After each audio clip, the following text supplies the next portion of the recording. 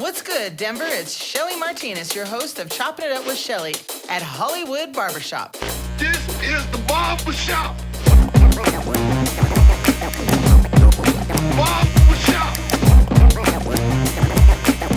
This is the Barbershop. The place where a black man means so.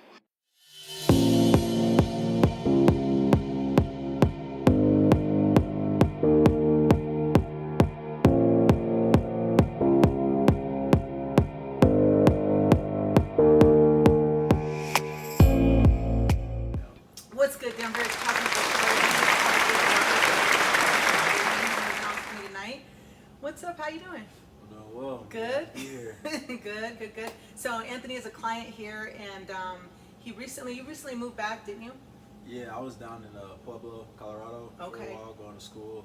Okay. And now I'm back in Denver full time. Yay, that's good. Oh, yeah. And you also, so lately, you've started your own podcast. Yeah. And you do some modeling.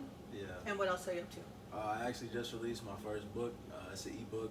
It's called Unlocking the God Within You. Check it out. And I just kind of create content. I do a little bit of like copywriting on the side, but just mainly just creating, trying to just generate as much content as I can right now, more than anything else. So in school, what were you studying? School, I was studying psychology and sociology. Okay, that's interesting. Oh, yeah. Because I mean, like, I think psychology is one of my favorite subjects that I'm actually learning. That I, you know, I'm sure you see a lot of it. A lot of people's therapists, you know. And it is crazy, you know, standing behind a chair for so long. You know what I mean? You end up being, you know, an ear for sure, and a shoulder to cry on at times. As far as like your podcast, what is that called? Some shit to think about. Some shit to think about. Some shit to think about. And we're gonna talk about that right now. Oh yeah, it's a lot of stuff I feel like we should think about today's day and age that we don't think about enough, that we don't talk about enough. So that's kind of why I made it, just to highlight a lot of just key topics, just that I think we should think about a little bit more. That's right.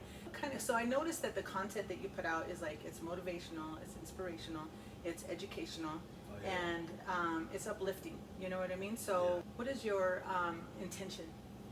My intention is just anything that I make, I'm trying to just get people to be the most authentic version of themselves. And the only way I feel like I can do that is by being the most authentic version of myself. So I just want to like inspire people to just own whoever they are and to be that to the best of their abilities, just because I feel like the world will only become a better place if we're all like sharing our unique gifts, kind of like you mentioned earlier, like we're all just being our most authentic selves.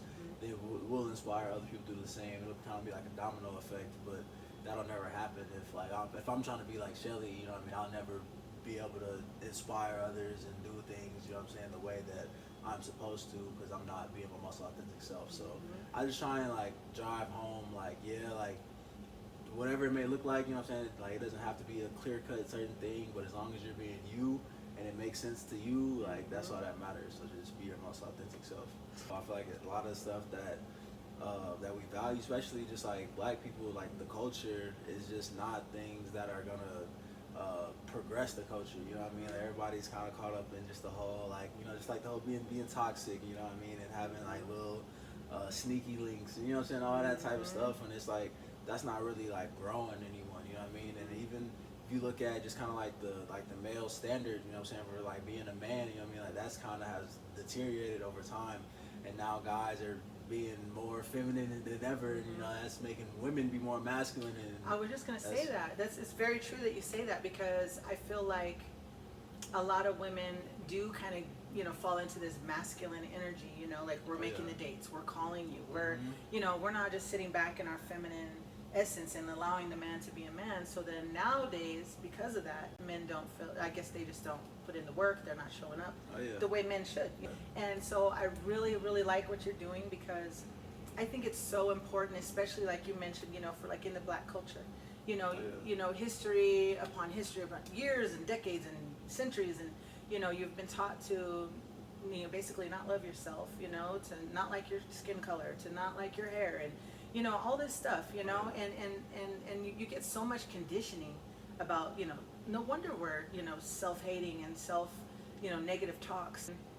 I think it's so important to constantly put that kind of content out there, that positive, motivating, and inspirational type of stuff to let people know that you are God's greatest creation. One color. That kind of just comes down to just being able to like independently think for ourselves. Mm-hmm. You know what I mean? Everybody kind of says it, but it's true. Like common sense isn't so common these days. You know what I mean? I feel like it's a lot easier to kind of go along with what everybody else is thinking, what everybody else is doing, because of like social media, and everybody wants to kind of be accepted and kind of be in like these like cliques or whatnot, that people kind of lose the essence of like who they really are, you know what I'm saying, kind of what they really stand for.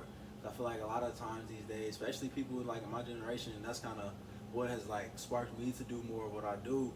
People just don't like, they don't stand for anything, you know what I mean? They don't have any type of morals, have any type of passion, any type of like anything that like kind of makes them different from anyone else, you know what I mean?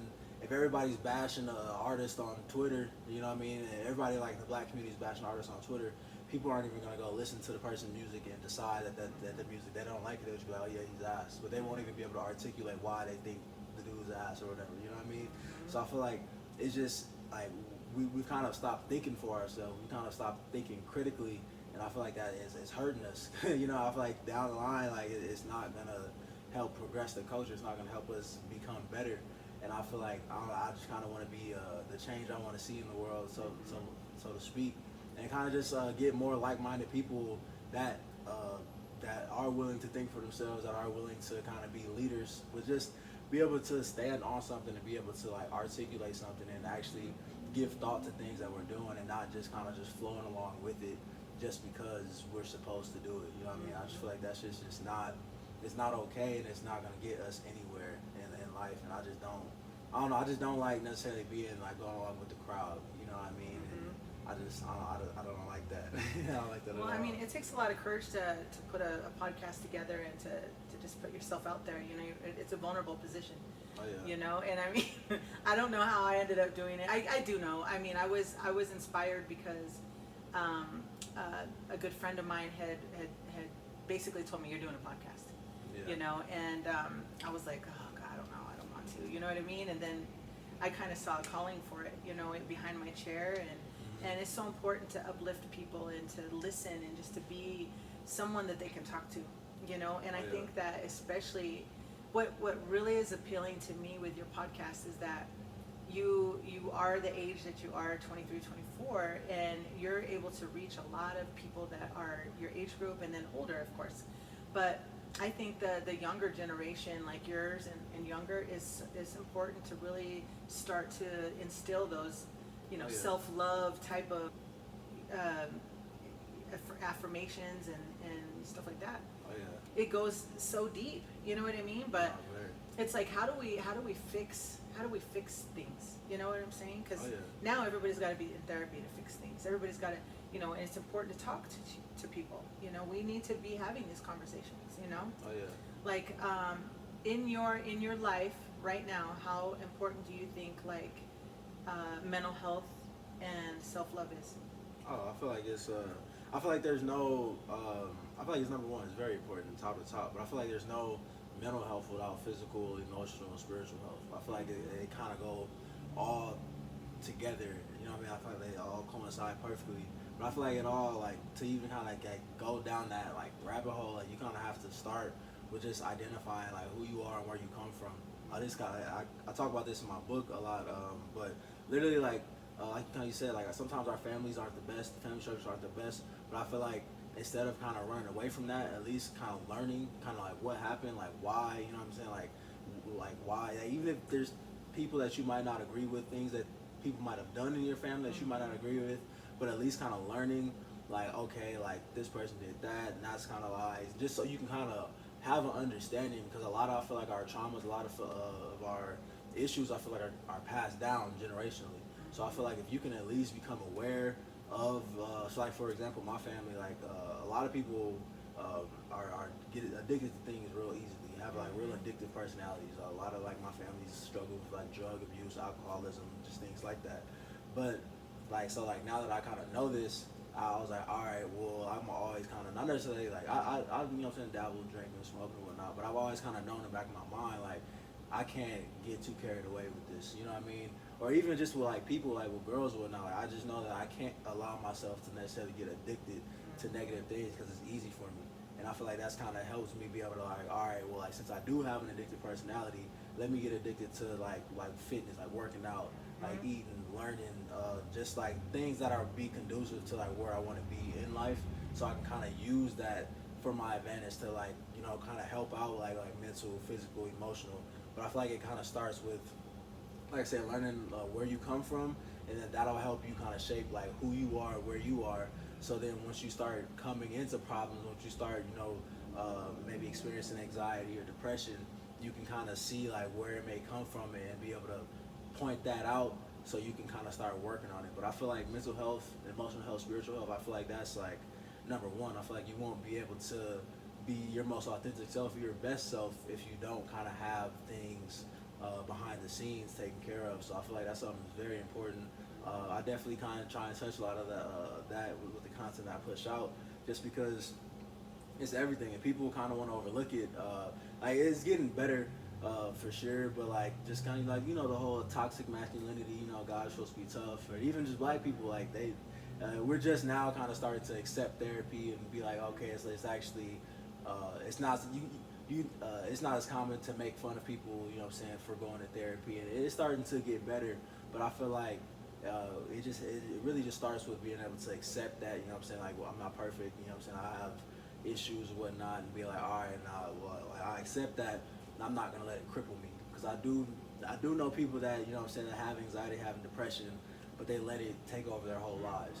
And I feel like at a certain point, like, yeah, don't get me wrong, like these are mental issues, but at some point you gotta take a stand, you know what I mean? You gotta be like, all right, well, like, yeah, I might be battling depression, I might have anxiety, but I'm not gonna let it withhold me from going out and pursuing things that might scare me a little bit. Or I'm not gonna let it hold me back from going out and running into, just different opportunities, different life. Because I feel like it's kind of become, I wouldn't say cool, but it's kind of become acceptable since mental health is kind of bigger. People just like, oh yeah, I have social anxiety, so I don't network, and it's just like, yeah, well, it's like more of an excuse than.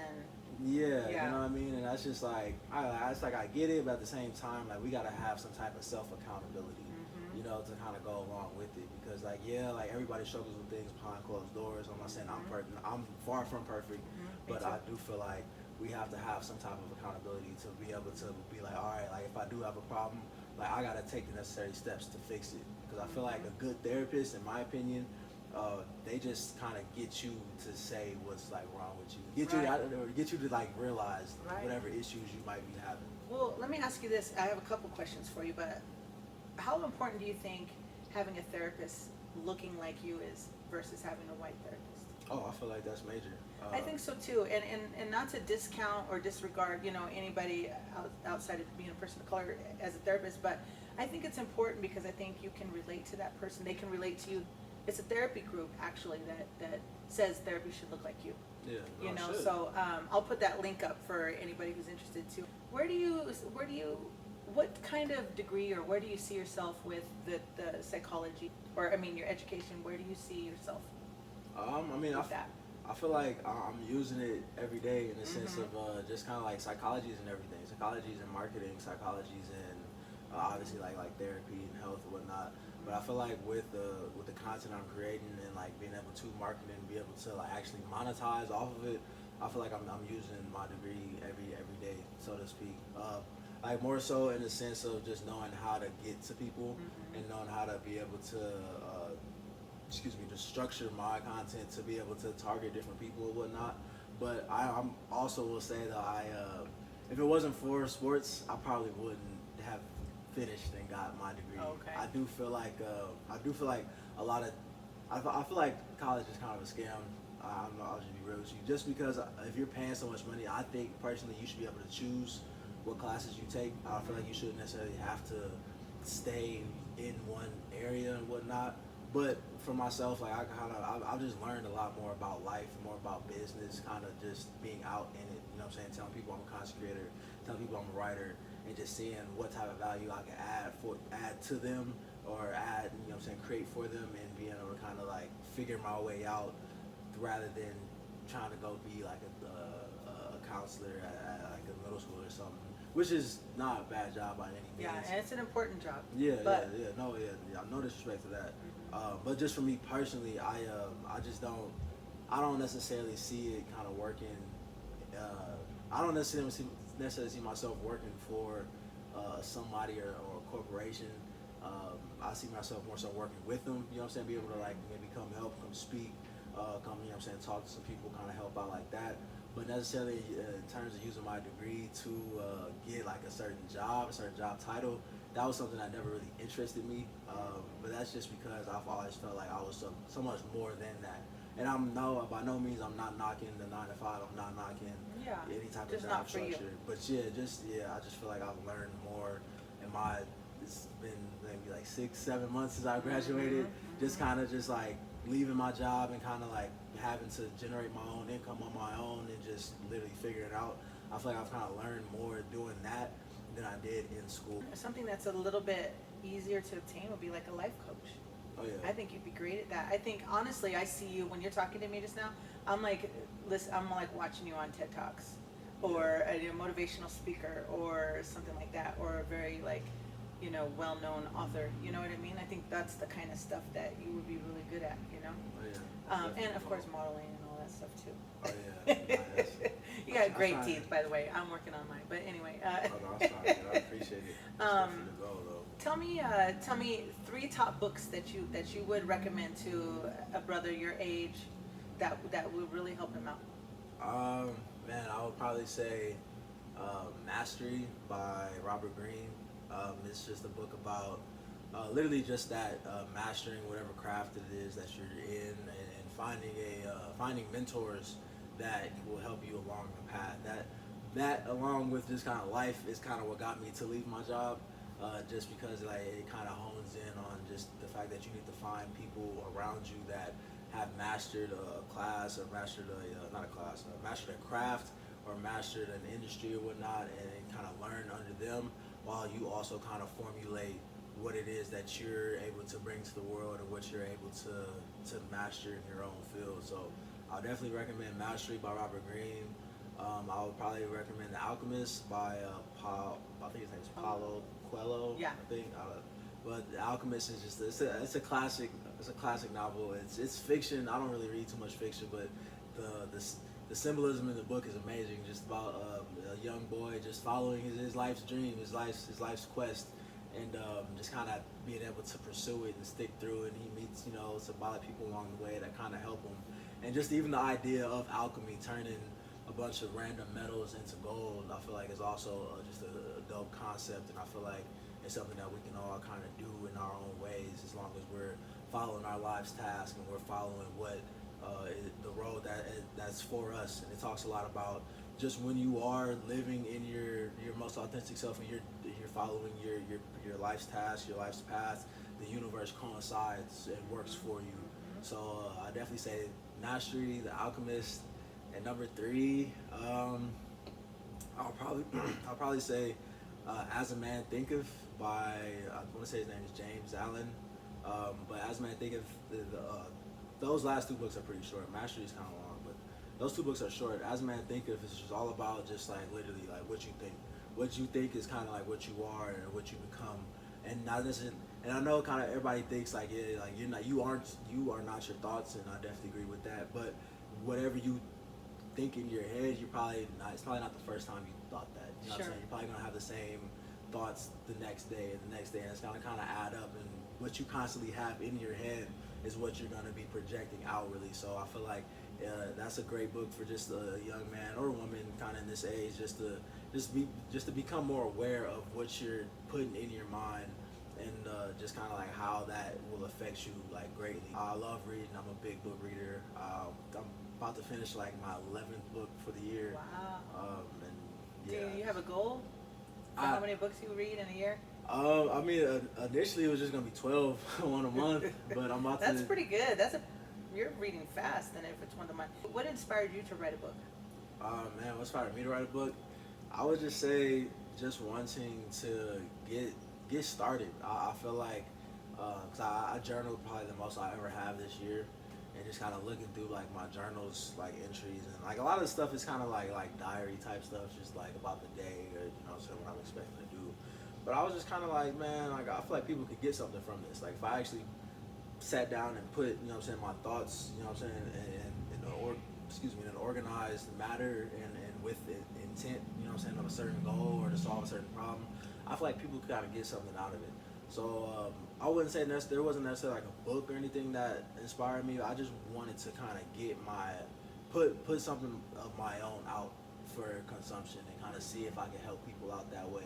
Because I do plan on actually like releasing real physical copies of books and whatnot. But I also know that just because you write a book doesn't mean it's going to be a award-winning book. Right. You like never know anything though. else. Oh yeah. But I just feel like like anything, you got to start somewhere. And kind of build a foundation. So I just wanted to get some value out into the world, see what people think, see if it help people out, and just be able to say that I did it, and kind of so I can go back, reread it, and see like what I liked about it, what I didn't like about it, what I would do better, and just be able to kind of just help someone out more so than anything else. Because I've gained so much knowledge from books. I've like after every book, majority of the time, not all books are great, but I usually feel like when I'm reading a book, it found me. You know what I mean? I feel like when I'm reading it, it was perfect for me, and I needed it in the right time, and it kind of shaped me and going out and doing things in life. So I would love if I could just have that effect on just one person. You know what I mean? Even if it was just like a paragraph or a section, if someone could read that and they can go out and change their life in a small degree. You know what I mean? And they can kind of see something different about themselves, or they can add some type of value to their world, or just just something positive can come out of it. I was like, I'm all for it. So I sat down and wrote it. I plan on writing more. That's great. I hope you do. Because I think a lot of the biggest problem people have is that you say, well, what do you want to do? What do you want? I don't know. Because they don't, like, they might see the big picture, like the end result, but sometimes they don't have the focus to like really think methodically, like in detail, what do I want? You can't just say, I want a good man. A good man's going to show up, but he might have a bunch of other crappy shit that comes with him. You know what I mean? Yeah. So you have to be very, very descriptive as to what you want. It's like the kind of car you want, okay? I want this, I want it to be this color, I want this kind of seats. I mean, that's how we have to be, and we need to focus on that, right? So do you have like daily routines that you do to keep you accountable for yourself? Oh yeah, most definitely. One of the good book that I read this year was it's called 4 Hour Work Week, and it kind of talks about just that, kind of breaking down your big goals into like minute like daily tasks that'll kind of get you there. And so like for me, I kind of like off that, I just know like when I wake up, I like to, if it depends on how much time I try to wake up without an alarm, just off the body. But I usually either meditate right when I wake up, or I go work out and then come back. And I like to eat fruits, and I feel like fruits are kind of a key, just because for me, I'm a big sweet guy, and I've kind of noticed when I start the day off with like pancakes or like muffins and stuff, that like throughout the day it's kind of harder for me to focus. So I like starting off the day like with some fruits, and after that I usually like to read for a little bit, or kind of get into the market. I do a little bit of trade and stuff. Yeah. But I kind of think like I'm kind of emphasizing the fruits though, just because we're as beings, like we're electric, and just like the fruits, they kind of like add to that electricity. They kind of get things going, and kind of get you just feeling good. So after that, I get into that. Like I said, I usually get into the market for a little bit, and after that, I usually like to either journal for a little bit or just read and kind of just take some time to myself. And I usually probably get into like creating content, and then at some point throughout the day, I either like go and just like meditate, or I go to the park, go to even like the front yard, and just ground myself, like literally like socks off, like feet in the grass. Good for you. Stand in the sun. Like I know I look crazy, people walking past and whatnot, cares? but it just helps me. Like I feel like charged. I literally feel like the earth is like charging me up. And usually throughout that point, it's probably like late morning, 10:30, 11, and I'm usually good enough to kind of go throughout the day and kind of get done whatever work I might have to do, whether it's like copywriting or like making content or researching, just reading. But the morning routine is definitely getting active and just getting like good stuff in me. You know what I mean? I am on like my phone a little bit, but it's more so to like put stuff out there. I try not to necessarily be consuming. I try to be more aware of like when I'm producing versus when I'm consuming. Because like when I am like as a content creator, I have to be on my phone a lot. But I try not to be just scrolling, just watching other people. I was like, all right, I post every morning. When I wake up, I have a quote that I have queued up from the night before. I post that, and then I might, if I'm feeling good, I might post a workout. And then after that, like I'm off it. So like I said, I'm either reading, I'm either in the market, I'm either like I said, grounding myself, or just kind of doing something away from it until I have to get on my phone to either like start creating content or doing something like that. But I say like definitely just waking up, getting active. And like naturally, I do like the gratitude. I don't necessarily write it down, but just naturally, when I'm waking up and just out. Like when you're early, I'm an early riser. I feel like it's just easy because like it's peaceful. There's not a lot of stuff going on, so it's easy for me to just be like I'm so blessed right now. You know what I'm saying? The fact that I can, be up and go work out and just be able to be here right now. And the sun's coming up, and the birds are chirping. Like it's just I naturally do kind of just show gratitude and just even for myself. You know what I mean? Like when I look in the mirror and just be like thankful that I am who I am, and just be able to like all right, like while I am grateful for this and like for this experience, like it's a slap to God if I don't go out and act on it and I don't go do something. So I definitely say just waking up, getting active, being grateful for just who I am, putting good stuff in me, and just getting ready just to charge the day. Because I feel like it's just we're creatures of momentum, creatures of habit. So I feel like if you get a habit of building a lot of momentum at the start of the day, you'll be smooth sailing towards the end. So well, and you were created by a creator, therefore you are a creator because you are an image of him, right? Oh yeah. So it is important, so you are doing what you're supposed to do. As far as creating, I feel like before you kind of do anything, you got to know that you're going to do it, you're going to be the best at it. Like, that has to be the attitude for whatever it may be. The only way anything's going to change is if it starts with me. What does the barbershop mean to you? I mean, the barbershop is kind of like a safe space, you know what I mean? It's kind of it's one of those cultural things where it's just kind of like, barbershop is the barbershop. I feel like it's up there kind of like with the church, you know what I mean? Like it's kind of like one of those places where you know what you're going to get, you know what I mean? Especially if you have a good relationship with your barber or your hairdresser, it's kind of like a place where everybody can kind of come talk about, just the culture or what's going on. Because, I mean, it depends on kind of like who you are or where you're at. But most of the times, the barbershop is full of people that look like you and people that kind of have more of your same interests.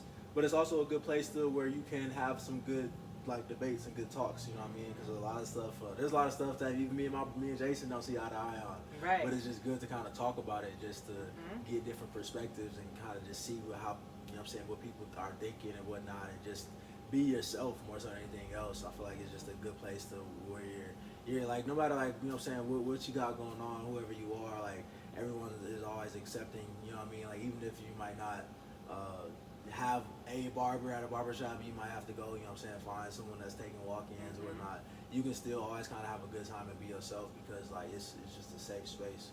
So I've always kind of just seen a barbershop as like a sanctuary type place, but also as a place where you can just like get off whatever you need to. Because like I said, like I'm sure you will, like as a barber and hairdresser, like you get a lot of stuff from people and but throughout the process though, like you literally are changing people's lives. Like people are coming in and going out looking better, and usually when people look better, they feel better. Exactly. So it's like a transformative place. Like you go here and it's like, all right, I'm gonna chop it up. I'm gonna, talk, whatever. And then at the end of the day, like, I'm gonna leave out here feeling better than I walked in. So like, barbershops is just like I said, it's a real safe space. It's a place where a lot of blessings come in right. and go out. So I feel like I love the barbershop. It's just like a cultural staple.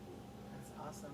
And I have to say, I have been so happy and blessed to meet every single person that sit in my chair or has come into the barbershop. Because not everybody sits in my chair, but I mean, we become friends.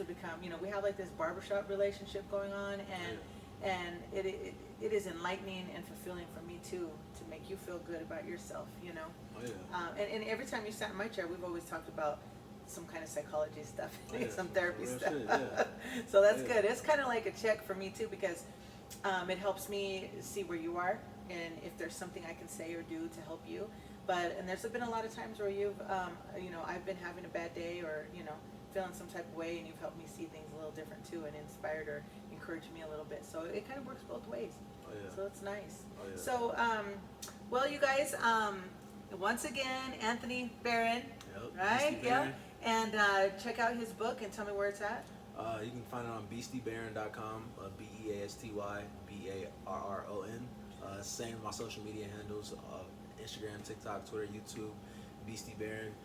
Go follow me, tap in if you want a different perspective on life and just want to live a little bit better. That's good. And then your podcast again was? Some shit to think about. You can find it on Apple, Spotify, YouTube, Google Podcasts, wherever you find your podcasts out. We release every Wednesday, and just stay tuned. Yep. Shit to think about. Very good content, and I'm very happy that that you decided to do it. Oh yeah, no, I appreciate it. I will. Shellie's definitely given me a lot of advice, a lot of encouragement, a lot of support, and so I'll be glad I could be able to be on here and be able to have a great conversation with you and just kind of get that continual support and encouragement. Good. And keep writing, because I think there's a lot of good stuff in your future where that's concerned. Most definitely, I got you. Yay! Okay. All right, Denver, bringing to you another one of Denver's best right here at Hollywood's Barbershop. And hey, stay tuned for the next episode of Chop It Up with Shellie, and we'll catch you later.